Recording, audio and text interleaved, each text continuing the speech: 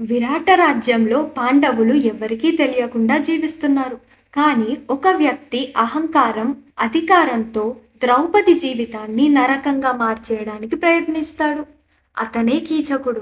కానీ అతని ఎదురుగా నిలబడింది ఎవరో తెలుసా? మన పవర్‌ఫుల్ భీముడు. కీచకుడు విరాట రాజ్యం సైన్యాధిపతి. అతను బలవంతుడు, యుద్ధంలో ఆరితేరినవాడు. విరాట మహారాజుకు కూడా అతని మీద నమ్మకం ఎక్కువ. అందుకే రాజ్యంలో అందరూ అతనికి భయపడతారు. కానీ అతని బలం కన్నా పెద్దది అతని అహంకారం. ఒకరోజు రాణి సుధీష్ణ దగ్గర పనిచేస్తున్న సైరంధ్రిని చూసిన కీచకుడు ఆమె అందానికి ఆకర్షితుడవుతాడు. కానీ ఆ సైరంధ్రిని ఎవరో కాదండోయ్, మన ద్రౌపది. ద్రౌపది తను వివాహిత అని, తనకి గాంధర్వ భర్తలున్నారు అని చెప్పినా కీచకుడు వినడు. కీచకుడు తర్వాత కూడా ద్రౌపదిని వేధిస్తూనే ఉంటాడు. ఒకరోజు సభ మధ్యలో ఆమెని అవమానిస్తాడు. ద్రౌపది న్యాయం కోసం విరాట మహారాజుని అడుగుతుంది. కానీ కీచకుడి భయం వల్ల ఎవరూ ముందుకు రాలేరు. బాధతో ఏడుస్తూ ద్రౌపది నేరుగా భీముడి దగ్గరికి వెళ్తుంది. జరిగిందంతా చెప్తుంది.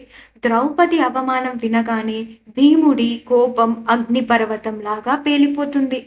భీముడు ఒక ప్లాన్ వేస్తాడు. ద్రౌపది పేరుతో కీచకుణ్ణి రాత్రి నాట్య మండపానికి రమ్మని పిలుస్తారు. ప్రేమ కలవడం అని అనుకొని వచ్చిన కీచకుడికి అక్కడ ఎదురు చూస్తున్నది ద్రౌపది కాదు, భీముడు అని తెలీదు. అక్కడ జరిగింది భీకరమైన యుద్ధం.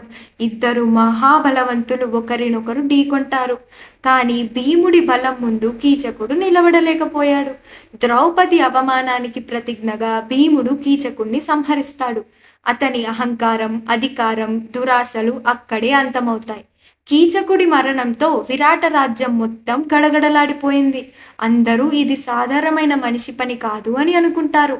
ద్రౌపదిని రక్షిస్తున్న ఆ రహస్య వీరులు ఎవరు అని అనుమానాలు మొదలవుతాయి. కీచకుడి మరణం తర్వాత కౌరవులకి ఒక అనుమానం వచ్చింది. పాండవులు విరాట రాజ్యంలో ఉన్నారా అనే ప్రశ్న వాళ్ళని అక్కడికి తీసుకెళ్తుంది. మరి పాండవుల రహస్యం బయటపడుతుందా? అది తెలియాలంటే ఇప్పుడే ఫాలో అవ్వండి.